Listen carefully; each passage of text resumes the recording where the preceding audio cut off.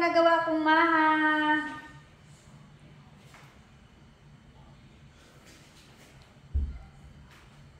Yan. Yes. Success.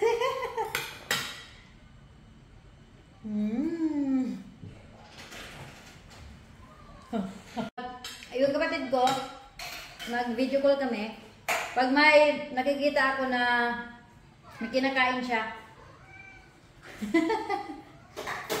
tinatanong ko siya kung ano kinakain niya, tapos lulutuin ko din.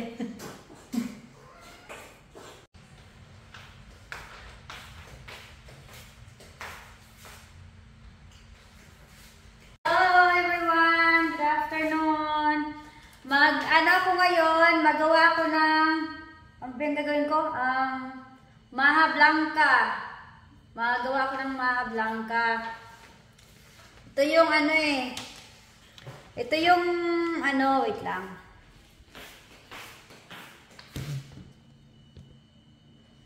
Magawa ko ngayon ng Maha Blanca kasi yung kapatid ko gumawa siya ng Maha Blanca. Ito yung gawa niya. Yan. Pinaprint ko yung gawa niya. Nagawa siya ng Maha Blanca. Tapos, sinend niya sa akin ng picture. Tapos, parang ang sarap naman ng gawa niya. Kaya, gagayahin ko siya. Lagi na lang ako na. Ganun ako eh. Kung ano yung kinakain niya sa probinsya, mahilig din ako kung magluto kung ano yung niluluto niya. Katulad nung nagluto siya ng tortang talong. Nagawa din ako ng tortang talong dito. Tapos kala naman, gumawa siya ng Maha Blanca. Kaya, tapos sinunod niya sa akin yung picture. Sabi niya, luto na. Ayan yung gawa niya. Sabi ko, ang dami naman. Ayan. Ayan yung gawa niya. So, ang gagawin ko ngayon, magawa din ako ng Maha Blanca. Tingnan natin kung masarap ba. Hindi ba ako nakagawa ng Maha Blanca dati? First time ko pa gumawa ngayon. Sana ay ma-perfect. Ha? Ewan ko kung ma-perfect ba itong gagawin kong Maha Blanca. Hindi ba ako nakagawa dati ng Maha Blanca? First time ko pa gumawa. Let's go! Samahan niyo ko. Gawa tayo ng Maha Blanca. So, ang gagawin ko ay 2 cups na cornstarch.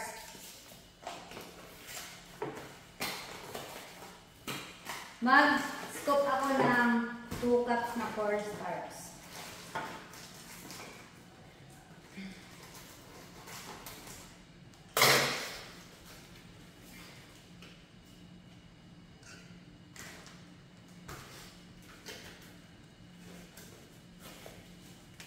Ayan, 2 cups.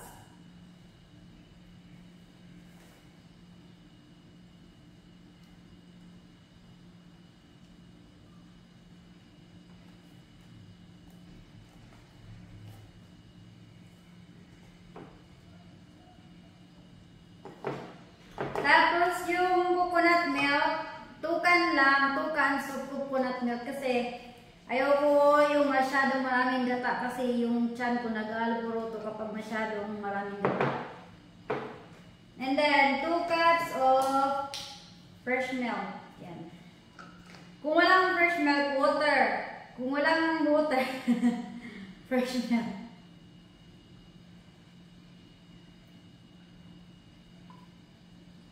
One cup. 2 cups.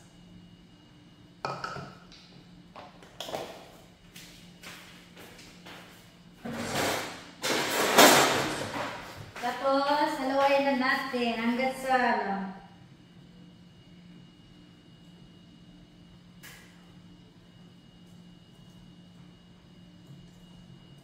Tapos, hindi ko na siya lagyan ng asukal kasi ayaw ko yan ng masyadong matamis. Pero kung gusto niyo masyadong matamis, kahit ilagyan nyo na ng condense, kung gusto nyo pang matamis, lagyan nyo ng asukal. Pero ako, dahil may ano na to, condense, ayaw ko na siya lagyan ng asukal. Pero depende sa inyo kung gusto nyo palagyan, kung gusto nyo ng matamis. Talaga, kung mahilig kayo sa matamis, ayan, lagyan nyo ng asukal. Pero para sa akin, ayaw ko ng lagyan ng asukal kasi matamis na kasi itong condensed. First time ko pa magluto nito ng maha blanca. Bali, binaya ko lang yung kapatid ko.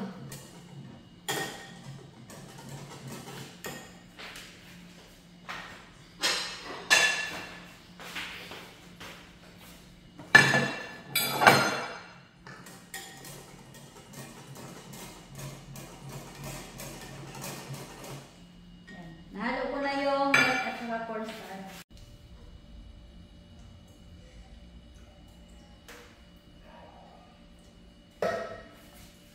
Tapos ko na nailagay yung 2 cans of coconut milk. Tapos ilagay ko na yung cream corn. Evaporated milk. Yan. Paghaluin ko na. Sunod ko na yung condensed milk. Yan. Hindi ko na lagyan ng asukal dahil matamis na itong condensed milk at ayaw ko na masyadong matamis. Pero yung iba, nilalagyan nila ng asukal. Kung gusto nila ng matamis talaga. Sunod ko na yung corn.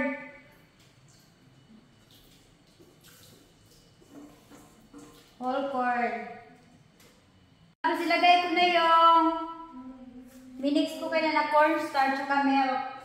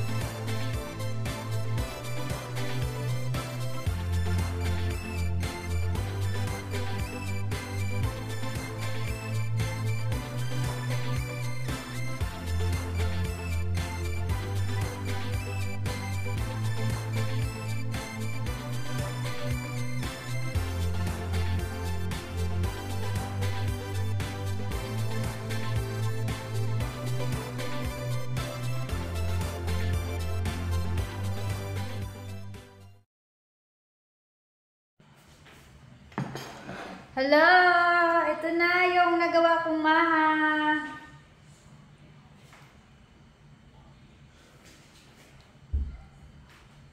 Yan.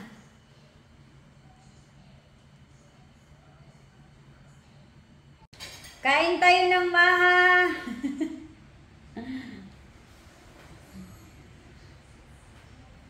Last week kasi, wait lang. Last week, gumawa yung kapatid ko ng maha. Tapos, sinend niya sa akin yung picture. Nakagawa daw siya ng maha. Maha Blanca. Hindi pa ako nakagawa nito dati. First time kong gumawa. Tapos sinend niya sa akin yung picture. Mukhang masarap. Kaya ginaya ko yung gawa ng kapatid ko. Ayan, ito.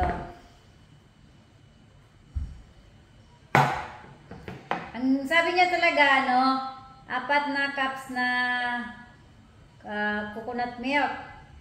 Pero ang ginawa ko, 2 lata lang yung nilagay ko ng coconut milk kasi ayaw ko yung masyadong maraming gata kasi pag masyadong maraming coconut milk, nag-alboroto yung tiyan ko. Kaya yan, 2 cups na cornstarch, tapos lagyan din ng 2 cups na fresh milk, or kung walang fresh milk, water, ihalo siya. Tapos, pag nahalo mo na yun, magpakulo na ng 2 can na coconut milk. Tapos, pag kumulo na, ilolo na yung cream na corn, tapos yung evaporated milk, tapos yung condensed milk, tapos ilagay na rin yung whole corn, ihaluin na sila, tapos pag halo nyo na, ilulod na yung minix nyo kanina na cornstarch na may fresh milk. Hanggat sa hanggat sa malapot na. Tapos, pag malapot na, ilagay na sa Tupperware, tapos, ilagay sa ref. Ang ginawa ko kasi dito, nilagay ko muna siya sa ref ng 3 oras sa Tupperware, tapos, nung medyo matigas na, binaliktad ko na sa plato. Ayan. Para di makalat. Tapos sinislice ko na. Maha Blanca! First time kong gumawa nito. Tikman natin. At saka hindi ko siya nilagyan ng asukal kasi ayaw ko yung matamis na Maha Blanca. Kasi may condensed milk naman na. So, ang iba kasi, pag ginagawa nila, may condensed milk, tapos may asukal. Sa akin lang, ang nilagay ko lang condensed milk, hindi ko nilagyan ng asukal kasi ayaw ko ng matamis. Masyadong matamis.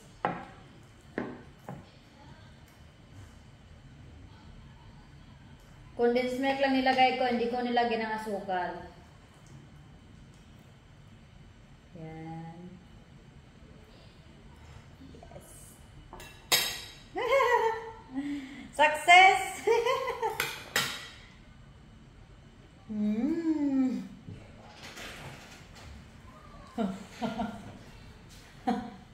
Ayan yung evening, Daddy.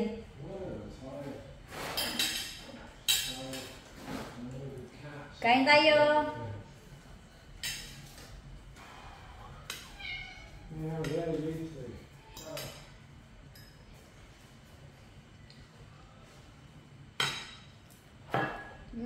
Masarap naman kahit walang asukal.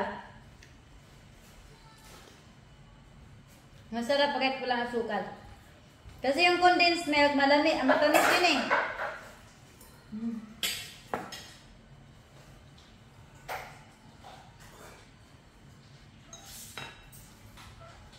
Matamis kasi yung condensed milk. Tapos lagyan pa ng asukal, di masyadong matamis na.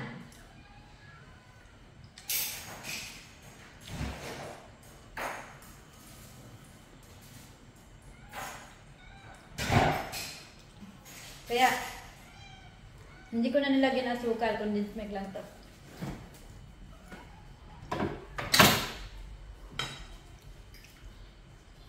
First time kong gumawa nito.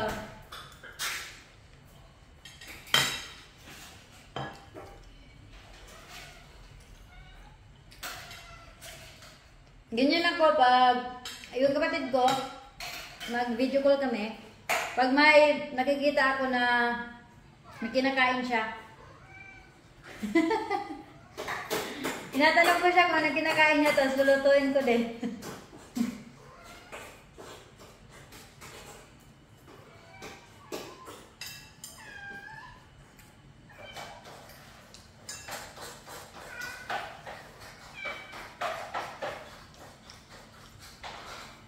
Bali, ito na yung dinner ko.